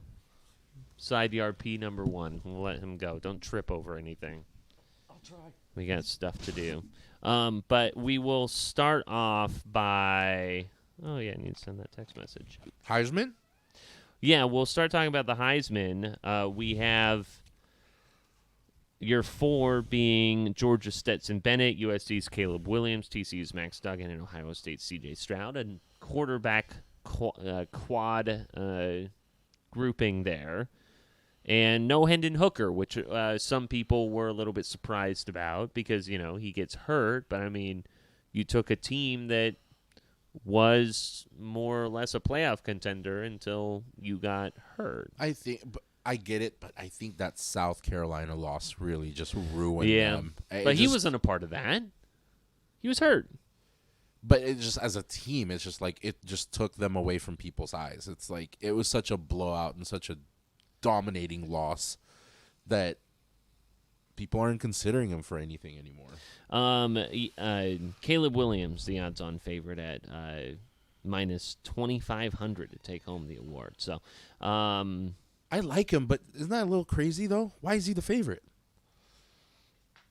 It is interesting. It seems like it came on pretty quickly that they were kind of looking for a overly, So first of all, extreme bias with quarterbacks to have all which has always been the case. I get it, but now you're putting a hurt Caleb Williams in there who lost the Pac-12 championship game. He did. Now, if you're taking injury away from it and you're like, okay, Caleb Williams is not only one of the 4 finalists, he's the favorite to win the whole fucking thing. The other 3 quarterbacks are in the playoff. But where's the guy that got Michigan to where they are? Who's hurt? The running back, Blake Corum. Why isn't he in there? Why did we? Who's in there? Duggan, Williams, Bennett, and Stroud. So Bennett is interchangeable. Bennett's not the reason that Georgia wins. You could fucking put Baker Mayfield or somebody. And he's like 25. Yeah, like Stetson Bennett's not the reason Georgia wins. I think Duggan, if anyone, is more deserving than Caleb Smith to win the Heisman. I agree completely. And didn't C.J. Stroud, he missed a few games, didn't he? I don't remember how many games he has played or has not played. I thought he had some injury. But either way, I agree. I think if you're putting Caleb Williams in there, you got to put the Michigan running back in there. Because if you're looking at it as a regular season award, as it's supposed to be, then you've got to put both of them. And C.J. Stroud, great quarterback, great young quarterback. This is a regular season award. What is the most important thing for a Ohio State and Michigan player? You don't lose to that other team. C.J. Stroud got blown out by fucking Michigan. At home. Like that's again. I don't think. I guess like a litmus test here is that like, okay, take that player away from the team. Is that team still dominant? Right. I think that like you take Stroud out, Ohio State's got probably a lot in the pipeline. With Georgia and Bennett, that's not the reason why that team wins. Okay, so now you have Duggan and Williams. I do think that Williams is a tremendous I mean, you have Lincoln Riley, obviously, but like the fact that they were able to bring people from the portal, especially Caleb Williams, I think that like your 2 would be Duggan and Williams. So Heisman, then those are the 2 that you can argue. Is Heisman looked at as the same as an MVP award? Is Heisman just straight performance, or is it if you are not with this team? They talk about the morality side of things, but they also gave it to Johnny Manziel. So, but I mean, as an MVP, like MVP is if you take that player away from that team, they're trash. Is that how Heisman is looked? That's kind of how I look at it to a degree. I mean, like that's a factor. I would just say the best player in college football. That's simply what it is. Who was the best player in college football? At that point, I would say that I would give it to Duggan at that point. Duggan or Williams. It would be Duggan or Williams. I like Duggan better, but you can't discredit anything that Williams has done for USC, and I think he's definitely up there. I just think that to the point you were just making, I think that USC can still be in that place. I think they have the ability to I mean, I'm not trying to diminish Caleb Williams' talent, but Lincoln Riley is an incredible coach. USC is a great university.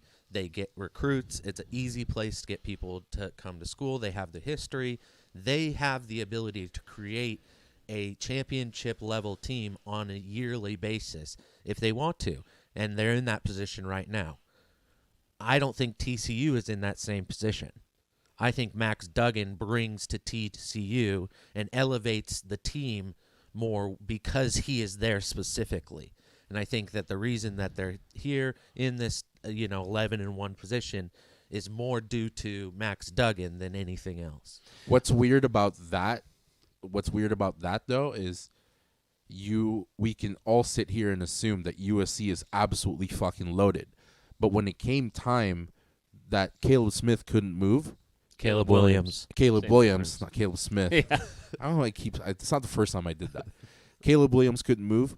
They couldn't trust anyone else to take his place. Right. I mean, because your backup at that point is Miller Moss, and he is a freshman.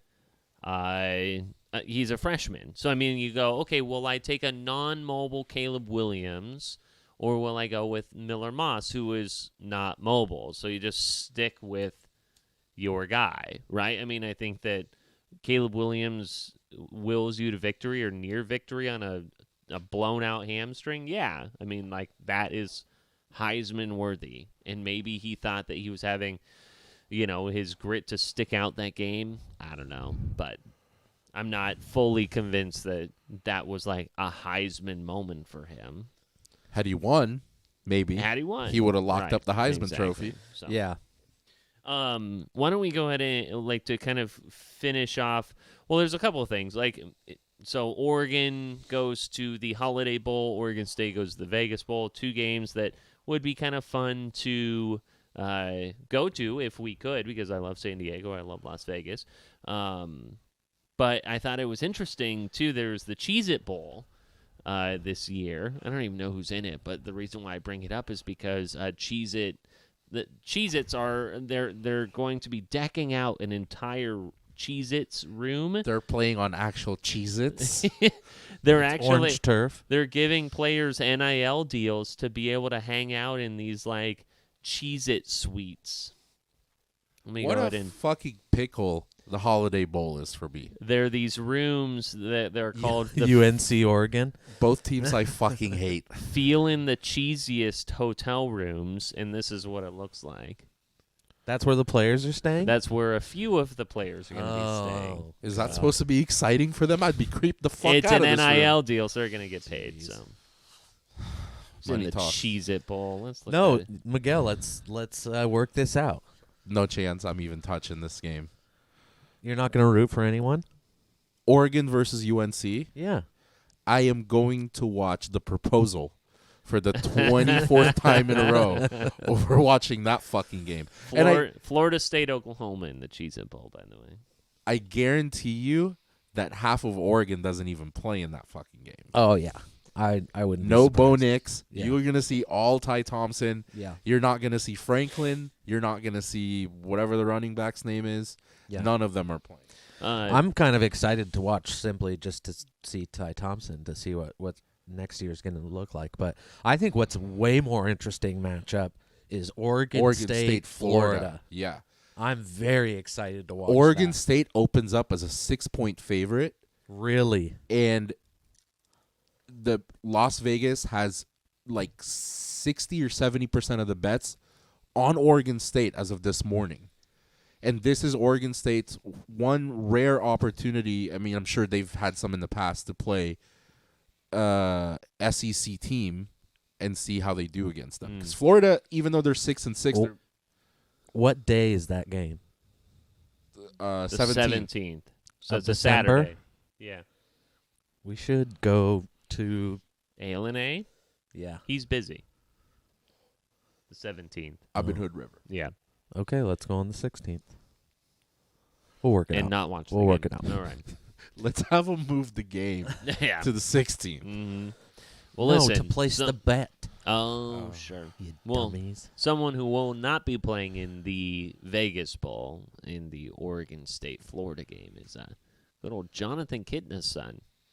If you haven't seen that story, yes. go ahead and look that one up. That is Woof. creepy as fuck. Have you seen that?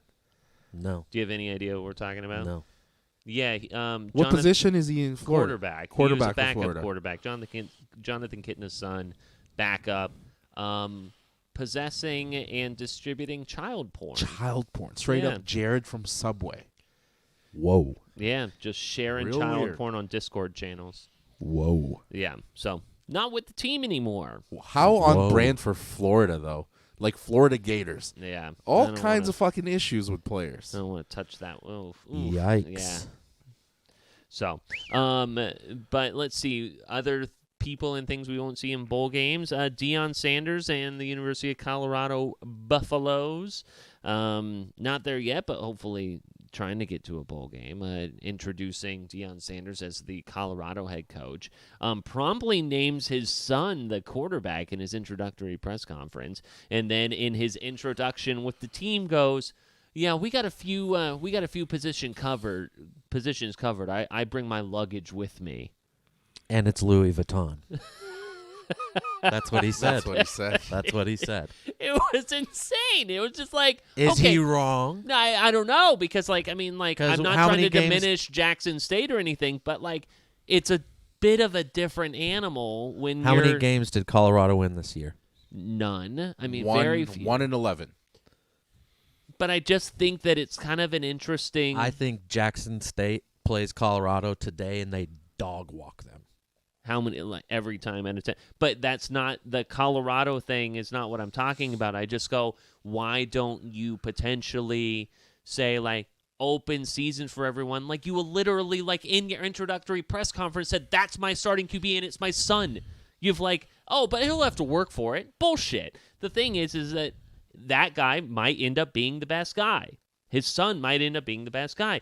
But to come in and just be like, these are my guys, doesn't matter if you're not.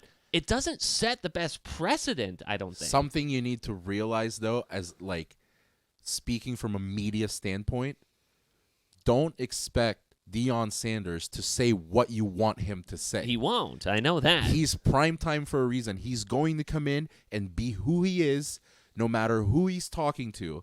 The only time you can call him out is if or when it doesn't work. Well, I mean, Because how quickly will that happen? I think he's bringing Colorado back. Yeah, I think that they're gonna do well. I don't think it's gonna be immediate. I don't see them. I could see them being 500 or better next year, Which is going up from, and also I think something you see in coaches, especially coaches of his caliber and popularity. A lot of times it's good to go into situations that are new like that are rock bottom, and pick out the weaklings.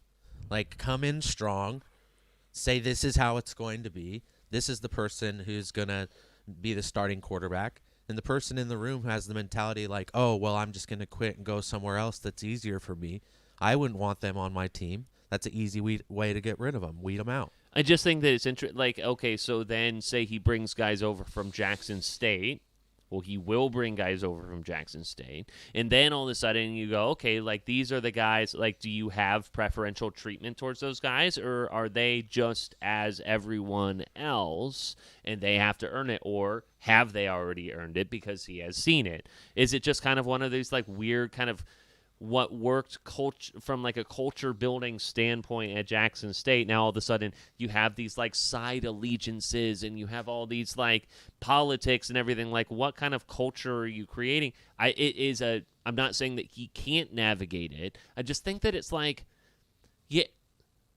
And again, to Miguel's point, he's not going to say what I expect or what I want him to say. But there is kind of a perception that you have to give off because what happens if you could have gotten that quarterback recruit? What happens if you could have gotten that guy and you go, well, he's already got his guys coming from Jackson State. Why would I go to Colorado if I know that position is already locked up? Because he's got his guy. You're an optics guy, and he could give less of a fuck about optics. That's true. He doesn't give a shit about perception. And what if we were to nitpick, what would be my problem with Deion Sanders? It's not the way he is. It would be that. It would be a recruit possibly thinking about going to Colorado that would be deterred from that because of how Deion Sanders is coming in, right? But you're coming into a team that's 1-11 this season. You bring in your crew from Jackson State. At that point, I think it only creates a positive environment. You look at all of these guys that won one fucking game.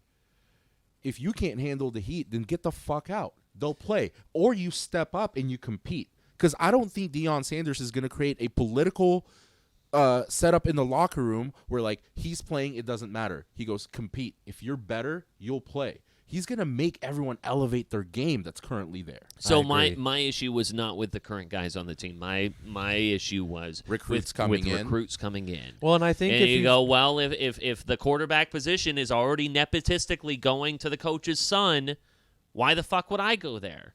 How can you recruit to those guys if you go, you're not my guy? I got my guys. I brought my luggage. Louis Vuitton. Check it. This Because is that's oh, exactly just, what it sounds like. I mean, it's an odd take, but It's what's odd about it. I mean, if you're To saying, call it "Will I get a fair shot?" to call it "Will I get a fair shot?" nepotistic. It's absolute. What's You not don't- nepotistic about anointing your son day one before you've even seen anyone else, before you can recruit anyone? Are you else? saying, have you watched him play? Do you not think that he deserves that? That's not the point. The thing is that you come in, you evaluate, you take the best guy. Didn't he say he has to earn it still? After he anointed him already, you go, "Oh, we'll have to earn it." He goes, "That's your quarterback." Which Oh, part but of he'll your have to earn argument it. is covered? He still has to earn it. No, because he didn't. He backtracked immediately when you already say that this guy has earned it. But you're also taking the equivalent of like Nepotism is when you give, when within the family you give someone a thing. That's what he's doing. that they don't deserve. That's the key part of nepotism is they get this thing because they don't deserve it, but because they're family, they get it. I think in this situation you're wrong because his son is one of the better quarterbacks in college football. He led his team to an undefeated season. And as of right now, the quarterback who was at Colorado, if he is still there, got one win. So I think if you follow football and you look at those two quarterback comparisons, just like we do, say we bring up these two individuals. You have one that's 11-0 and one that's 1-11, and probably this kind of stats that go along with those two individuals. Who are you going to choose? But if Deion is the recruiter that he is, and he wants to bring in the type of talent, what type of message is he sending to people if he already says, these are my guys before I've already said, and I understand that it's his son, and I understand that he is good and everything, but it's like I have preconceived notions before I've even set foot on this campus. The thing is, before Pete, the guy's even on over the team. last couple days since this announcement has come out, more players have gone on social media, have gone to Twitter saying they want to come to Colorado and play for Coach Prime than probably any other coach out there that's made a move like that. So if you have players who are already coming out of the woodwork saying, hey, we want to come to Colorado, I don't think it's going to be a problem. Also, my question to you is, outside of the family aspect of it, didn't Lincoln Riley do the same? What, brought his own guys? Yeah. We coaches do this all the time. We didn't have a problem with that outside of Shador is his son. But Lincoln Riley brought the entire Oklahoma, including Caleb Williams. And no one said a fucking thing about that. And it's USC. Yeah. It's not Colorado we're talking about. It's USC who pulls recruits just like Alabama, Texas, Ohio State, all of these teams. No one said a fucking word. Yeah, but Caleb Williams is not his son. It's true. It's just the family aspect is the only thing that's different from it, but he did the same fucking thing. Yeah. And I will stand by optics that I think that Shador 100% deserves to be the starter, not only at Colorado, but probably a ton of Division I Power 5 schools. Also, I don't disagree with if there's anyone in the world who could be the extreme opposite of you when it comes to optics, it's probably Deion Sanders. Oh my gosh. Yeah. No offense, Deion Sanders would fucking hate you. and not be one of the to guys. To be fair, you would hate him. Yeah, we would not. He does not you guys give would a shit not about get along. perception. Not get along at all. And another thing, I've followed Deion, and he's very public about like his practices. He's always posting clips. I follow the Jackson State football team too. When you're between those lines, he is not like a fun coach to have. Like I bet his son hates him most of the time. He honestly gives them the most shit and the most criticism. And it's like there's no preferential treatment to anybody at all. So I mean, he might talk that, And I mean, he's going to stand by what he says. I think that there's a lot of players that he's bringing that are much better than what Colorado has now. With recruits, and as time goes by, that may change. People are going to have to earn their spots. But I do not think that all of a sudden these Jackson State guys are going to be like, hey, coach, yeah, you got my back. I don't have to work as hard. That is not Deion Sanders. I also think that's a sign of like a good dad / coach though, is he has it the right he has it in the right order. Whenever he talks about his son, he gives him praises. But I bet he fucking rips him Rides his apart ass, in practice. Yeah. Oh, you want it absolutely. to be that way. You don't want it to be the other way around. Yeah. Absolutely. I don't necessarily want to talk about the NFL much this week. I do want to talk a little bit about Brock Purdy. You don't want to talk about Deshaun Watson? Oh, yeah, we'll talk about that. But the first one I want to talk about is Brock Purdy, going from Mr. Irrelevant all the way to starting quarterback for the 49ers. So, Where do you come from? What college? Iowa State, Yeah. 4-year starter. Mr. Cyclone himself. So he inserted as a starter after Jimmy Garoppolo breaks his foot, and now that's just your guy. I thought it was interesting. Does this say more about Brock Purdy, or does it say more about Jimmy Garoppolo? That he broke his foot? No, that Jimmy Garoppolo, all he is a game manager. He's interchangeable. He's not a great quarterback. You're We've surrounded been by saying this for years. Christian McCaffrey, Debo, Ayuk, all of these guys. Have someone that could get him the ball. It doesn't matter if it's Baker. It doesn't matter if it's Jimmy G. It doesn't matter if it's anyone else. And Purdy didn't look bad when he came in. Because He all looked pretty good. Purdy had to do was not make mistakes. Yeah, You're and surrounded they run by the that ball much star so well. power. Their offensive line schemes are pretty hard to beat. Niners are fucking stacked. Just don't fuck up. Just Yeah. be They will. Just be Matt Saracen. It is interesting, though. That's you all know, you gotta like do. this seemed like, but the Christian McCaffrey thing seemed like, okay, this is us kind of going.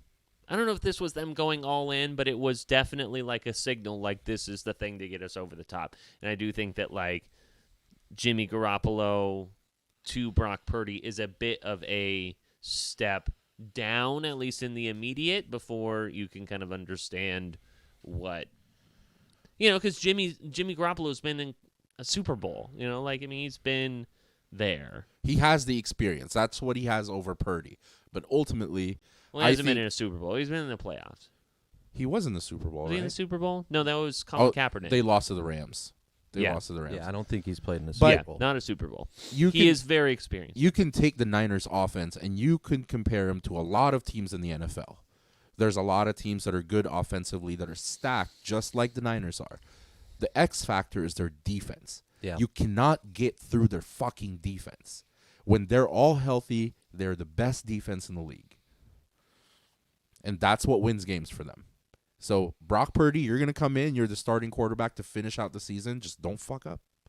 Just don't fuck We'll up. see. We'll see. On the flip side, as Braxton alluded to it, you have the debut of Deshaun Watson against his former team in the Texans, and it didn't go so well. Your $230 million guy Didn't they win? was throwing the ball. Well, no, they didn't score an offensive touchdown. They scored like 3 times. Like the Browns defense scored 3 times, I'm pretty sure. Yeah, they scored 32 fantasy points. The defense was so excited to play with Deshaun Watson. Yeah. It was a very dramatic way for him to walk onto the field, though. Did you see that? Yeah, It was like just just I Hollywood. miss this. He's like, So Well, did hurt. you hear that all of his victims were in the crowd? All the accusers were in the crowd up in a suite. I or did not something. hear that. Yeah, Yeah. That's a real thing. yeah. The Texans set a new attendance record. What? They did not. They Okay. didn't. I was like, that's weird. My Get my it, next though. my There follow were up so many victims that they My- set a new attendance. my follow up would have been I hope they didn't pay for tickets. Yeah. I hope they just got in for free. Well, they've got that settlement money now. But yeah. But no, they- it was not good. No, he was just throwing the ball into the It's ground. been He's rusty. He's 700 rusty. days. I looked at the schedule. The first home game is versus the Ravens. And that is going to be a big game. We play the Bengals next week in Cincy. We. And then we What a play turd. the Ravens I heard you saying "we" about the Chargers, I've Peter. never said we. Yes, you I have. never say we. Oh my God, I'm gonna call it out next time. Okay, go find it. Anyways, Go find when I say we. I I'll just never call it say out we. next time because you're gonna say it again. Anyways, What are you, a pig? against the Ravens, Fucking he's asshole. gonna have a huge game. It's gonna be great, and I'm gonna love it. Hey, he's rusty. Well, whether or not you have Give him a Lamar little bit of Jackson or time. not. But talk about a collapse. The Ravens aren't looking good. No, Chargers aren't looking good. No. Two teams. Falcons aren't looking good. Well, no one Yeah, that expects one. them to look good. But the Chargers, man, Chargers and the Ravens, both teams, weren't they both? They were favorites to win their division because people didn't expect this from the Chiefs. They thought the Chargers were going to win that division. I mean, I still think that the Chiefs were very much right up there. I think that if you were to look at the There were a lot of talks, including from you, about the Chiefs heading into the season that you did not expect much from them. I didn't expect much, but I'm not very smart. It's the Justin Herbert bias. The guy can't do shit. Herbie, go back to Oregon. Bo Nix is done. You'll do better there. Oh goodness. Bengals. What are you looking taking up over now? the I Ravens. just wanted to see what the betting odds were for. I think it's time for punishment. I am this week's loser, and that's all. You put your money on Thomas Brady. I did, and he very much almost. I mean, he won the game, but he did not cover that game. So Hey. here I am, I'm gonna go. back to back. I'm Peter. gonna go prep the punishment. There's a preparation. Good teams win. Great teams cover. Tampa Bay, they won. They didn't cover. All right. I mean, they were playing the Saints. They barely won. But they can't. They usually don't beat the Saints. That's what I mean. But you selected. Do I need a beer? Are these the only beers? Of Boneyard, yes. Yeah, I'm sure. Like outside, there's probably PBRs or whatever. I'm not sure what he's doing. I don't know either. Good So luck. you don't know. You weren't in on it because you were potentially. Well, I know- as well. He did tell me on the way here. I don't know what the beer situation is for because it's not that. I don't know if he's just adding that. But he told me what his punishment was for you, and I'm like, well, it's not final. I could lose. What do you have in store for me? He said it's something different, which I'm glad I don't have to find out. I feel like the thing is that he couldn't do this because he would need to defrost it. We have the pork blood still, but I don't think you're doing an eating or a drinking punishment. Well, he did just ask for the beer, so Did I don't ask know what for a that has beer, to do yeah. with it. Mm-hmm. But I think I don't know. I don't know what the fuck he's doing. He's usually not in charge of punishments. I know it's not so good. So that should scare you a little bit more. Mhm. This is You like something- how I went in on him on the Yeah, I mean he's fantasy sketchy as football fuck. stuff? Yeah. I think you Here could have he got a little bit comes. more. You kind of were like kind of a pussy. But That's not true at all. You told me I was yelling at him. You told me to stop. So I stopped. All right. Oh, the egg beer. I should have figured. I should have figured the egg beer. There's an. Oh, are you bringing out the hot sauce? Nope. So last week on the live show, Peter had his mind set on a certain idea. He wanted me to prance around I did. in a Speedo. So we're going to make his dreams come true. I brought a Speedo for him to put on. It's a Jeeto. it's cold as fuck. It's a Jeeto, a jean Speedo. Do I have to wear a jean Speedo Yeah. whilst So chugging? what you have to do is you have to put the Speedo on. You have to go in front of the camera and do 3 burpees. You know what a Okay. burpee is, right? Yeah, Whatever I'm it is. aware. How can I do a burp? Okay, we'll have to back the camera off. Well, you can do 1 burpee.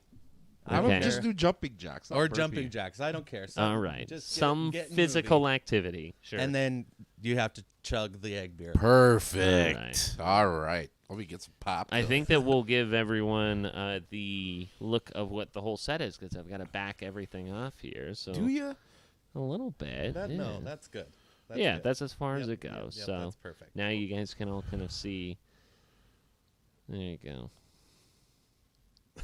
We'll keep it here. I like We'll this. get it back in. So I've got to go change into that? Is that what's going on? Just do it in front of us, away from the camera. You And don't have to that's go all I'm inside. wearing? Yeah. Oh, I can't wait to see this rockin' body. Stupid. It's not rocking. It's got folds in it. You've I've been on the sitting for 2 Peloton, hours. Peter. Not this week. You see? You weigh less than both of us. I don't know what you're fucking... All right. Well, we'll see how this goes. Okay, I'm going to back this whole thing up. All right. There you go. Here you go, Petey. Lick those nipples. Make them hard. They're already hard. It's cold in the garage. Don't go inside. Just change in front of us. It's all my fault. You would go away from us, you puss. So, Anyway, Peter, right? What a cock. wow. it's getting out of control, he's still Mom. here. All right, let's talk about how sketchy you are. Me? Yeah. Okay. Pretty sketch, dude. In what way? Oh, all of the above. Okay. Do you think you're... So those are good points. Do you think you're more or less sketchy than Peter? Oh, wow. That's tight. I would say I'm much less sketchy than Peter. You think Peter is more sketchy than you? Well, I mean, he's a klepto, but I think he steals stuff. I'm less paranoid than Peter, which therefore makes me less sketchy. I think you can use a different example because you are pretty paranoid. Not as paranoid as Peter, though. Do you not remember a deal that we were trying to make with you where... Gotta be with shirt off and everything? I mean, Are you gonna want these? Are you gonna want the Speedo back? Yeah, I can wash it. Yeah, keep your Did you shower today? keep your hat on. Yeah, keep the hat on. Keep the socks on too. Is this what you want? Oh, mother of God! I'm glad I'm not the only one getting half naked on camera. Oh my God! Turn around! Turn around! That's what you wanted. That's not This is what you wanted. This is the point I'm trying to make. This is what you wanted. Now chug the egg beer. Can you fit things in those pockets? No. Don't look. This is so embarrassing. Why are you going? Where are you doing the jumping jack? You were fine. It got all of you when you were standing up there. Well, no, I need a buffer at this point. Did it get all of me before? Yes. Do you want all that foam? Well, while you're do 10 jumping jacks, so there's enough time for the foam to. Yeah, warm yourself up. Watch for the chair. Don't So much, shatter so your much legs. grunting and groaning going on. 2, 3, 4, 5, 6, 7, 8, 9, 10. Chug that thing. Asshole. This was your idea. Consumption of raw eggs could be deadly, according to the Applebee's menu. Come on, Stallone. It's good for you. The ice cold beer, too. Ugh, liquid chicken. It was. You got it. You got it. Good job.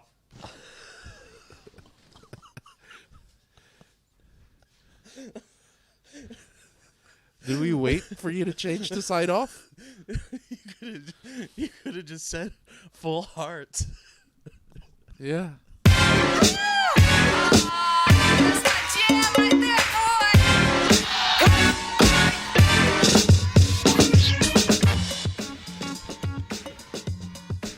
Keep the Speedo on. Just put on your hoodie.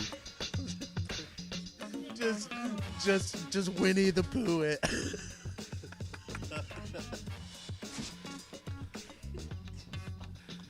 Let's go to the river. Full heart. Clear eyes. Full heart. Can't lose.